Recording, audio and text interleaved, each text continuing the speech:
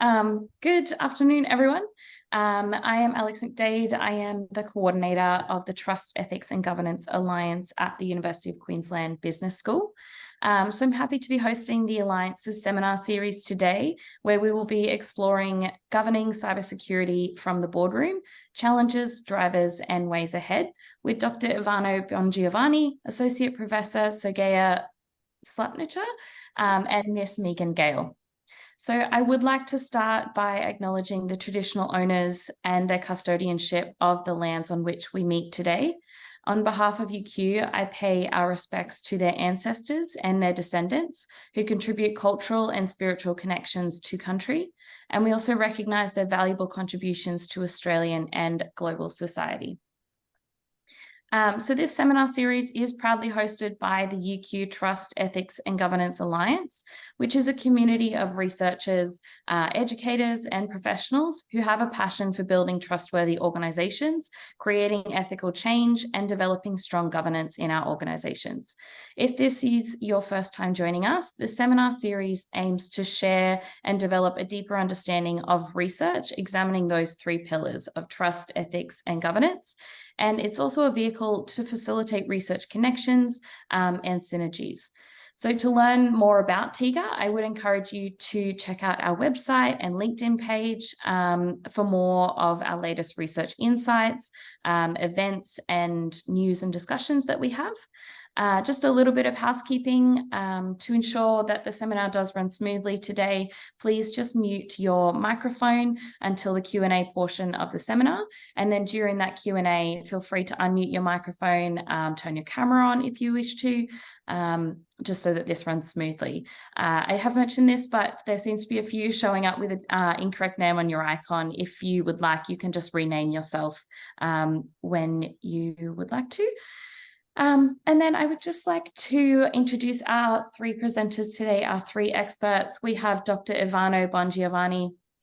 He is a researcher, consultant, author, and speaker whose work focuses on managerial and business implications of cybersecurity.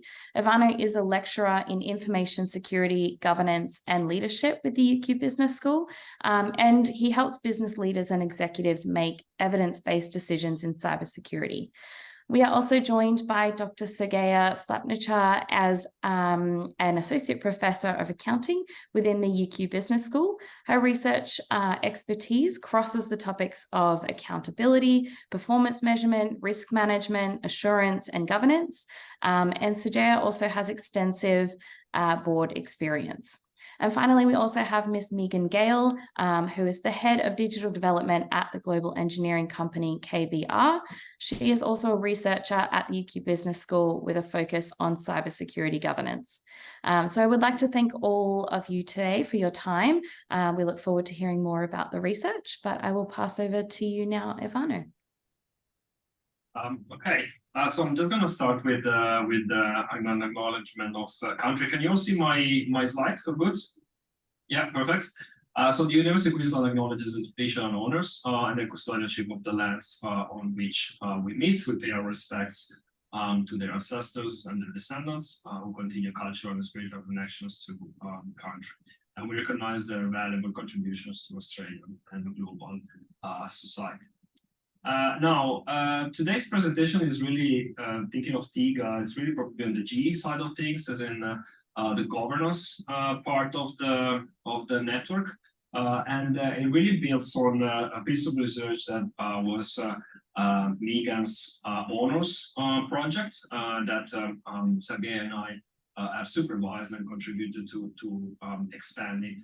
And then I was accepted for publication in Computer Security, which is one of the cybersecurity journals in the field that currently existing. So I'll present a little bit about what the research was about, and I'll try to focus as much as possible on the practical implications in terms of why out there we care about thinking of cybersecurity at the boardroom level. What are some of the practical implications and recommendations that we could extract from our piece of research, and what are some of the latest news in this field? As you can understand, as you can imagine, cybersecurity being a field constantly evolving, there's always something new happening, and especially from a technological slash legal regulatory perspective, changes are actually quite fast.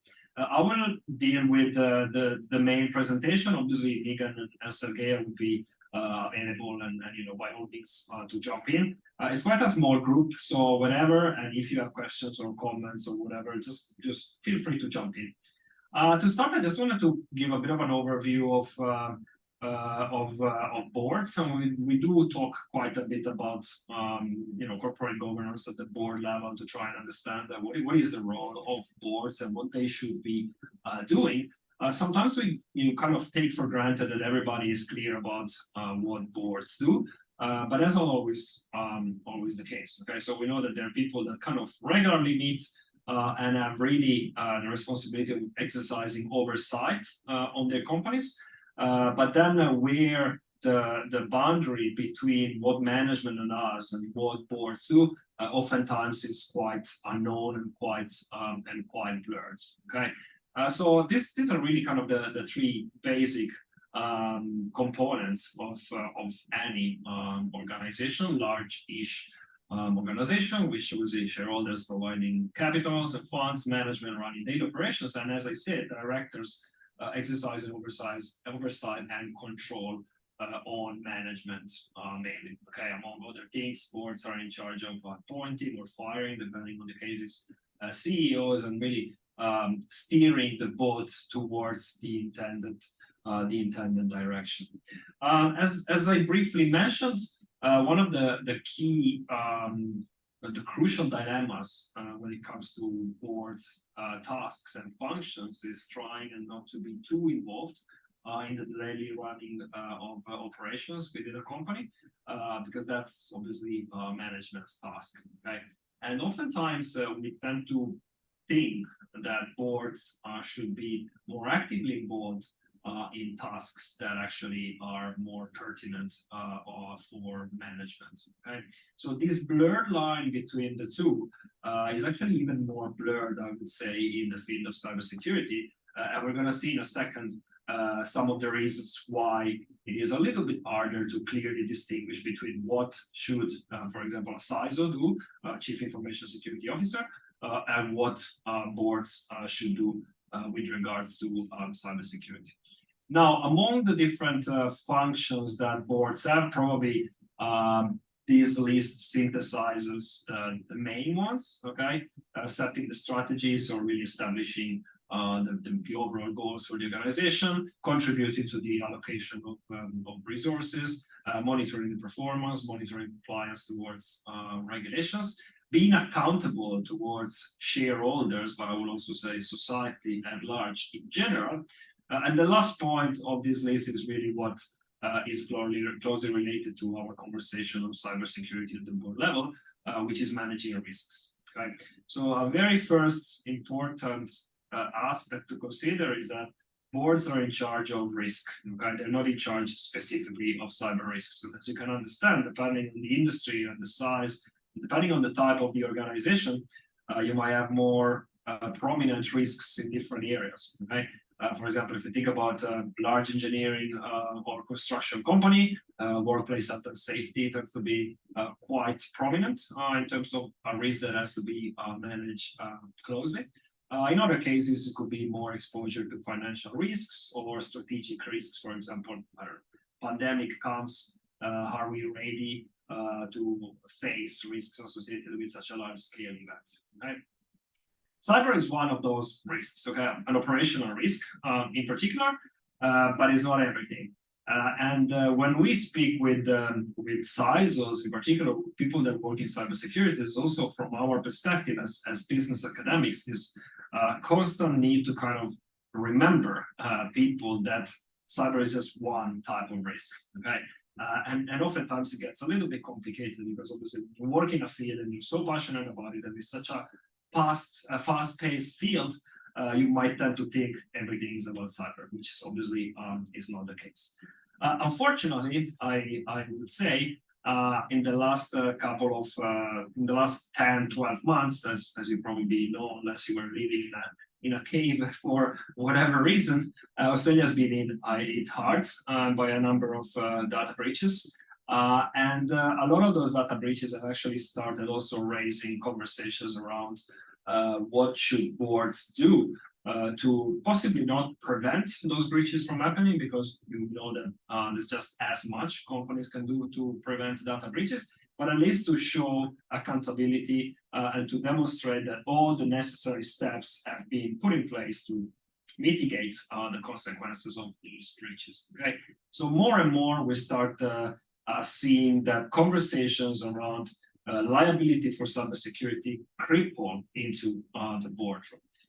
Probably the biggest case in Australia, and the first one really eminent, was ASIC versus RI Advice, which is a financial planning company. And the fact that ASIC sued this company with $750,000 because of poor cyber risk management practices. Okay, and in this case, probably for the first time, ASIC has been very vocal towards telling board members in organizations affected by data breaches that they should actually take care of it, even just by doing oversight, but by doing good oversight towards cyber risk management. And probably the latest one, the Australian Prudential Regulation Authority, APRA, that has taken action against Medibank following the large data breach that occurred to Medibank some months ago now.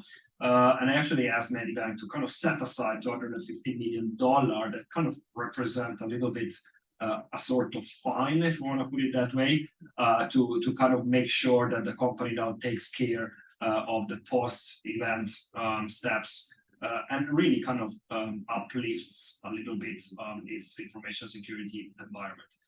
Again, there hasn't been specific direct liability put towards directors in these companies, but needless to say, when such an important authority like April, for example, ASIC, sue or require companies to take steps because they assess that cybersecurity performance as not up to standard, we can easily imagine how obviously boards in some of those companies start getting really nervous about what could be coming next. Now, one thing that is worthwhile saying, and this is something that we actually have found out in the research, is that the regulatory framework in terms of mandating what boards should or should not be doing when it comes to cybersecurity is quite, I would say, high level and light touch. Okay, probably the first and I would say the most important distinction here is APRA versus non-APRA regulated entities, and I'll give a couple of examples about this in a second. Roughly speaking, APRA regulated entities are actually more under scrutiny than non-APRA regulated entities because, among others, they have to abide by Prudential Standard 234, CPS 234 on information security, which actually gives boards some specific actions they have to take when it comes to ensuring good cybersecurity performance in their organizations. Recent pieces of regulation have also increased the scrutiny for boards when it comes to cyber. I'm thinking, for example, the Security of Infrastructure Act, Security of Critical Infrastructure Act, 2018, SOCI Act, which is a topic of conversation probably on a daily basis for cybersecurity specialists these days. It mandates notification following data breaches for critical infrastructures, and the Act has actually extended the amount of companies that can be considered critical infrastructures or in the supply chain of critical infrastructures companies. So it's probably easier to be classified as within the mandate of SOCI than not. It has implemented and kind of pushed companies to adopt really an all-hazard approach when it comes to risk management, and by all hazards we mean obviously cyber risks as well. And it has mandated companies to have a risk management plan signed off by the board. Okay, and obviously a risk management plan will need to include cybersecurity risk management controls. So it's a regulatory way to put cybersecurity documents in front of the board for their sign-off. Right? Probably looking into non-APRA regulated entities or even industries that are not as heavily regulated. I would probably say that the Corporations Act 2001, sections 180 and 181 are the ones that really more broadly mandate or raise awareness around the importance for boards to take care of cybersecurity. And those sections really refer to the duty of care and diligence of acting in good faith and in the company's best interest that directors have to follow. Okay, and obviously all of that includes cybersecurity. Then clearly, as you can understand, what that means practically, it's very debatable, right? And that's why there's a lot of room for interpretation in terms of what boards should or should not be doing in terms of discharging their responsibility towards cyber risk management. And then there's other pieces of regulations, but we're not going to stay too long on this. I just wanted to quickly jump on Prudential Standard 234 by APRA. Now, first of all, APRA regulated companies tend to be in the financial industry. And in that chart at the bottom of the slide, you can see from the APRA website what are the companies that follow under the scrutiny of APRA and that are regulated by APRA. For those companies, abiding by CPS 234 is compulsory, and APRA regularly audits companies towards their information security management systems. Okay? I'm not going to read everything. The standard does explicitly describe what are the roles and responsibilities of boards when it comes to information security. It does mandate the existence of information security plans that need to be regularly tested by those companies. And actually, it also goes a little bit more in detail into obliging APRA-regulated entities to escalate to their boards cases in which information security control have been shown as being deficient or not really effective. Okay, the standard mentions boards or senior management. So technically speaking, boards will also not be involved in this type of reporting, but they tend to whenever there's a control that is actually not really effective and it cannot be patched or cannot be remediated in a timely manner. Okay. And I would probably say that's about it.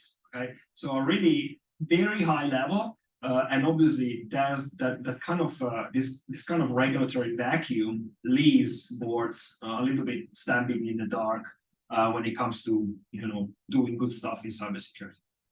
And obviously that leads to a quite clear snapshot of what the current situation in this space. Proofpoint, which is software as a service company that operates in cybersecurity, has recently conducted this research project with MIT, and they pretty much asked 600 board members from 12 countries what is the level of engagement they have at the board level in cybersecurity conversations, and the findings are quite interesting. Obviously, as you saw, Australia was one of the surveyed countries. And that survey shows us that only 58% of Australian board members see cybersecurity as a top priority. Okay, and that was the least of the 12 surveyed countries. Okay, now this was done obviously pre-eminent data breaches. I'm thinking of Optus, Medibank, and so on and so forth. So probably data now would be very, very different. But again, it does give an overview of the fact that probably boards are not as engaged as they should be. Then the little text box that I've included at the bottom of the slide, just for fairness, actually shows some statistics that are saying something totally different.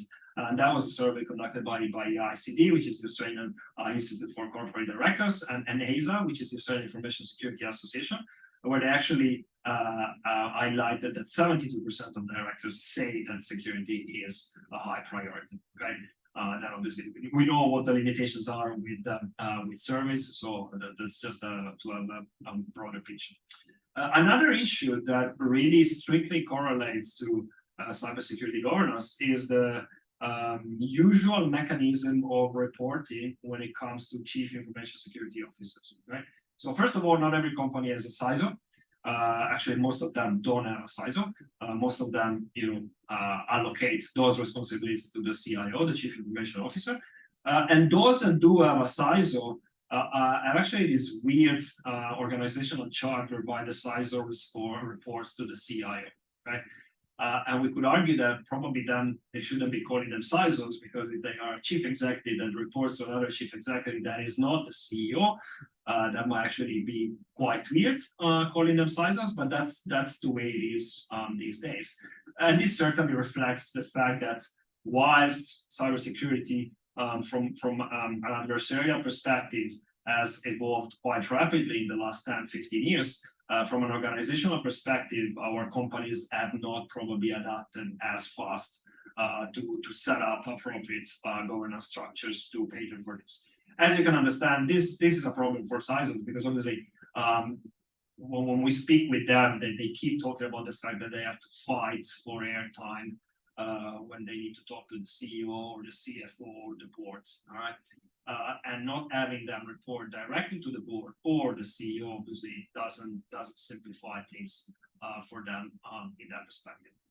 And the last bit, again, based on descriptive statistics, CISOs tend not to sit in boards. Okay, you know that we talk about board members as being executive directors or non-executive directors. Executive directors are board members that have an executive appointment with the company and are in the board.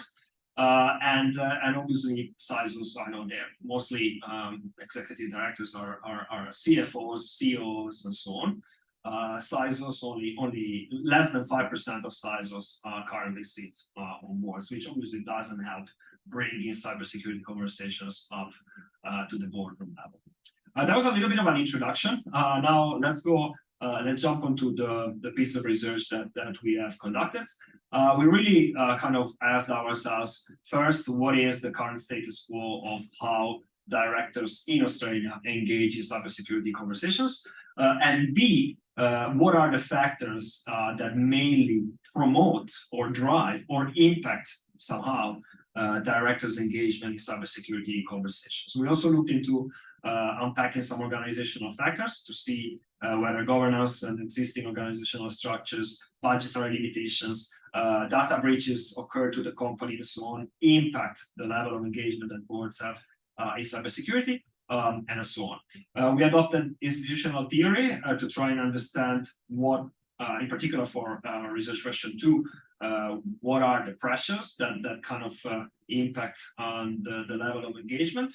And obviously this was a qualitative piece of research. Okay, so obviously we were not able to establish correlation. We were looking into really association of phenomena and dynamics and really unpacking what is currently happening out there and what could be doing moving forward.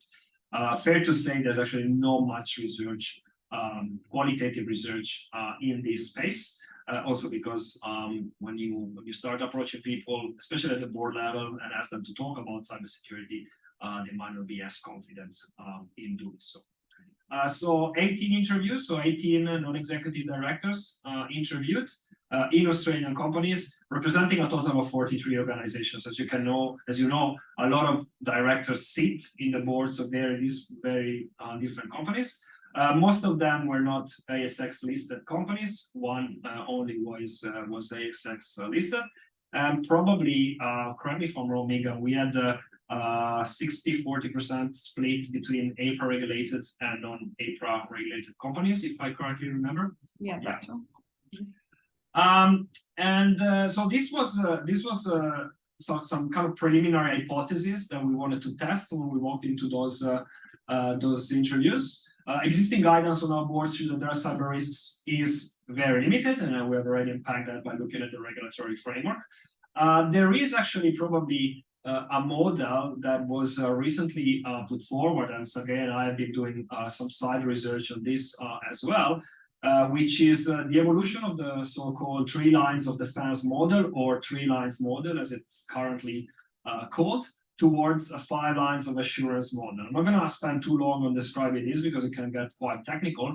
Probably the main takeaway is that whilst the 3 lines model is intended to set up a governance mechanism that allows companies to manage cyber risks without direct involvement of top management and boards. The 5 lines of assurance model does that. That's why there has been 2 lines of defense or of assurance, as they're being called. And those 2 lines are executive management and boards. Rightly to kind of emphasize the fact that obviously top management and boards need to be involved in conversations around risks, but in particular cyber risks in this case.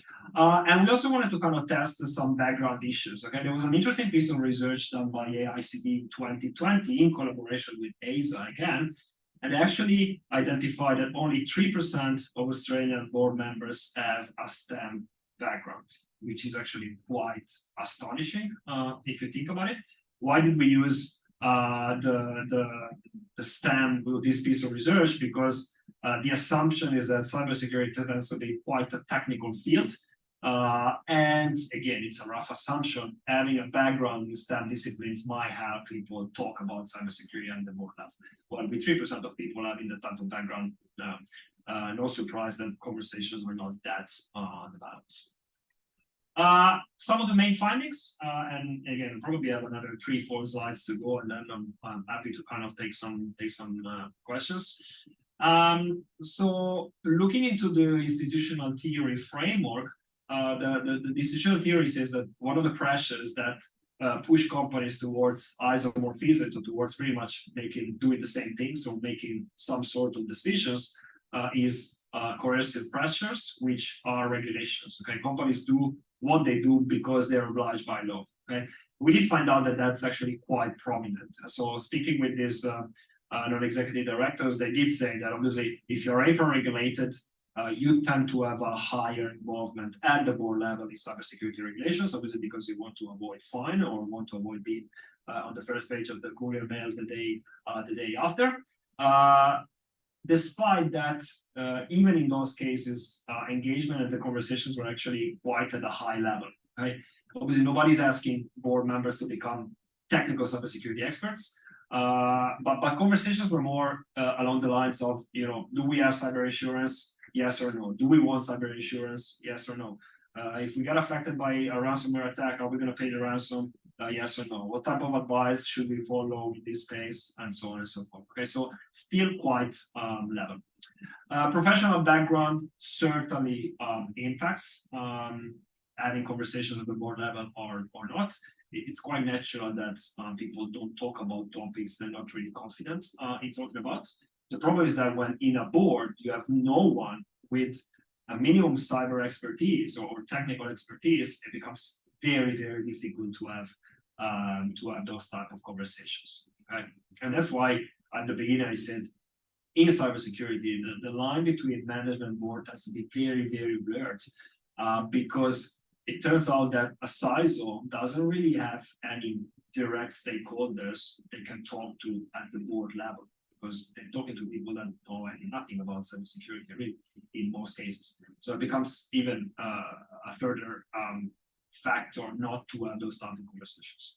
A lot of boards actually mentioned that they enjoyed sitting in different boards also because they could see what different companies are doing in that space. So if there's someone that does have a bit of cybersecurity understanding and is willing to kind of take the lead in driving conversations at the board of cybersecurity, having that person represent boards in different companies, it can actually disseminate this type of approach. They also say that probably considering how tricky and delicate cybersecurity conversations oftentimes are, information sharing opportunities are not that common. Okay, and really it kind of goes down to the individual's willingness to kind of explore and talk and see what's going on in the industry. Interestingly, also one important aspect was that a downside of having one person with some expertise in cybersecurity is that automatically the whole board relies on that person to drive the conversation. And it's almost like if the conversation doesn't happen, well, that's that person's problem because they are the ones that should be driving that conversation. And certainly that is not overall a good outcome for the board. Certainly, the interviewees had mentioned that risk and audit committees are super important. So this kind of stems from the fact that oftentimes boards organize their work in specific areas by creating subcommittees that are in charge of dealing with different aspects. It could be financial, it could be risk and audit in this case. And risk and audit committees are the ones that tend to deal with cybersecurity and risk management more directly. Okay? So having those committees is certainly beneficial. Obviously, it's not a discharge of responsibility for the whole board, because if something happens, the whole board cannot go and say, hey, well, the risk and audit committee didn't do a good job. Because ultimately, legally speaking, the responsibilities of the overall board and not just the subcommittees. And the last finding that was actually very interesting was the role of media. And even in this case, similar to reliance on one more member, it can actually go two ways. Certainly, when you're a board member and you read on the news that Optus was affected by a large-scale data breach, you probably start thinking, hey, what are we doing actually in our company about cybersecurity? On the other hand, an interesting phenomenon that we have observed was that oftentimes when the imminent data breach reported in the news was from a company that was totally different, maybe because super big or very much exposed to the company that the director would represent, there was a tendency of dissociating from those news and thinking along the lines of, yes, but that's a big company, they're attractive for cyber criminals, something like this would never happen to us, so we shouldn't worry too much about it. It's a little bit of an optimism bias that is actually quite common in cybersecurity. We then extracted some recommendations based on these learnings. And just keeping an eye on time, probably another 5 minutes, and I'll be done. And again, I'm not going to go through all of them. Feel free to have a look at them and ask questions at the end if you're interested about any specific ones. There's one that I'm going to mention just because something happened recently that kind of speaks a little bit to that. But overall, really, our main point was either we make regulations a little bit clearer for boards, and actually a lot of the people that Megan has interviewed were quite vocal in saying that they were actually unsure whether there would be personal liability for them as board members should something happen from a cybersecurity perspective. And obviously the answer is yes. Under some specific circumstances, there actually could be personal liability if the board member cannot prove that they have discharged their responsibility towards managing cyber risks. Okay, but still, regulations are actually quite vague in that sense, and we haven't seen institutions or authorities or regulators actually going after individual board members as much to justify them really being a bit scared about what could potentially happen. On the other hand, despite the fact that we might think, well, having clearer regulations would make things much easier, probably we're not actually heading in that direction. I'm going to add a couple of things about that at the very end. After our research, actually, ICD published something to help boards oversee cyber risk management, and they call them the cybersecurity governance principles, which is actually 31 questions that they suggest board members ask management to discharge or to help them discharge their responsibility towards cyber risk, and 22 common red flags in cybersecurity governance. So pretty much phenomena or dynamics that could tell a board member, hey, we might not be on top of cybersecurity, and we should talk to management to make sure we are on top of cybersecurity. Okay. Again, quite light touch. I've spoken with a number of board members, and the feedback on this is that it's a good starting point. Probably it's not enough, and probably it will really go to the individual board members' responsibility and willingness to engage more in these type of conversations. But certainly, this is a starting point. And one that we actually had recommended as something that we could potentially do moving forward to have more conversations about cybersecurity at the board level was mandating cybersecurity skills at the board level. And Initially, it seemed like there were some steps in that direction. So in March 2022, the Securities and Exchange Commission over in the US had put forward a proposal for a piece of legislation that would mandate regulated companies to declare who has in their board cybersecurity skills and how they achieve those skills. And they were really quite open in terms of how you could achieve those skills. It could be work experience, it could be you studied a master in cybersecurity, whatever. Okay, so that was actually a proposal, and a lot of analysts actually saw that that could probably lead to mandating having cybersecurity expertise at the board level. And possibly most people would say, yeah, probably this proposal will get through. So just a couple of weeks ago, I think, yeah, July 23, SEC made a decision about the proposal, and this particular component of the proposal was rejected. Okay, and in the right-hand side of this slide, you can see the justification, the explanation from SEC for why they didn't go down the track of mandating or mandating disclosure of cybersecurity skills at the board level. Broadly speaking, they said cyber risks are not different to any other organizational risks. And we don't see why we are not mandating, for example, people to have experts in workplace health and safety at the board level. Why should we do that from a cyber perspective? Which honestly speaking I believe makes sense. I mean, it does make sense. Same along those lines, AICD here in Australia is actually quite, I would say, conservative in terms of mandating or being more explicit about regulations and personal liability, because they pretty much say sections 180 and 181 of the Corporations Act are enough for board members to kind of start caring about cybersecurity. Because they say they should be caring about cybersecurity, and probably we don't need more regulations to make them do so. So what's going to happen moving forward? Well, certainly the conversation has started, and there's certainly going to be more opportunities for cybersecurity people to join boards, because even the step back from SEC, it's a step back within a piece of regulation which is the Cybersecurity Risk Management Strategy Governance and Incident Disclosure Regulation, which actually mandates companies to disclose cyber incidents and mandates boards to describe the governance arrangements that they have within their companies when it comes to cyber risks. So even if they don't have to have skills, they have to care about it. And the most optimistic analysts have said, well, despite step back, this piece of legislation will increase the amount of conversations around cybersecurity at the board level. Probably we're going to see more CISOs represented in boards. There's going to be certain intensification of risk and audit committees roles in cyber, because they kind of work somehow.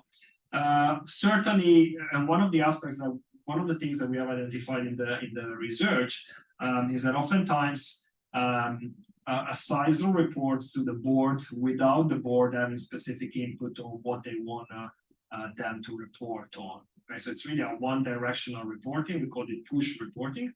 That's probably not the best way to do it. Once we have boards a little bit more educated about cybersecurity, they are going to be able to ask more questions and to have specific requirements in terms of reporting, which again creates this two-way communication, which I believe is going to be only beneficial. And then overall, I would probably say in cyber, oftentimes we think that cyber risks are special and are very different from other organizational risks. The regulations are showing us that that's not the case, right? And they're just one operational risk. Obviously, you cannot ask boards to be experts in all the different operational risks.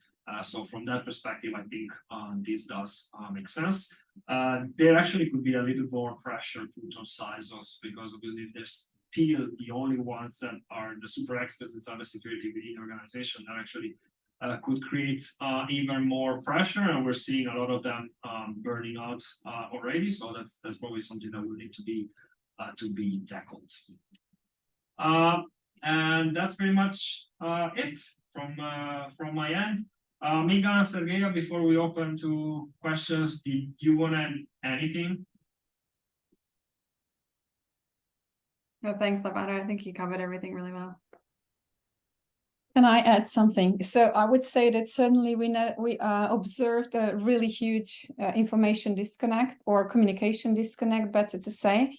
And as Ivano mentioned, on one side, this is what we denoted as push reporting, entirely in the domain of first and second line of defense, with some really sophisticated and technical reports. And on the other hand, no challenge by the boards of these reports, and they aren't perfect, far from that, because they cannot. What we also observed in other research papers is that they are not holistic, in sense that they would answer the most simple questions, such as to what risks we are exposed, do we mitigate successfully with the measures those risks, and what would it cost us if we had a cyber attack. So just these simple questions aren't responded in those reports, or aren't addressed, and there is not much attempt on the side of the boards to help, even to be more proactive, or to help them develop better reporting. So, and this communication disconnect therefore remains, and I don't see how it will be breached in the future if boards don't get more educated or more trained in that area. As Ivano said, there's usually just one member, or not even one, who would have some expertise, and then everybody else relies on that member. So that is at a sharp contrast to management of some other risk with which boards are more familiar with and have more data for management, such as market risks or financial risks. So it will remain a challenge, but this is like just one of the first exploratory researches into that domain. Thank you.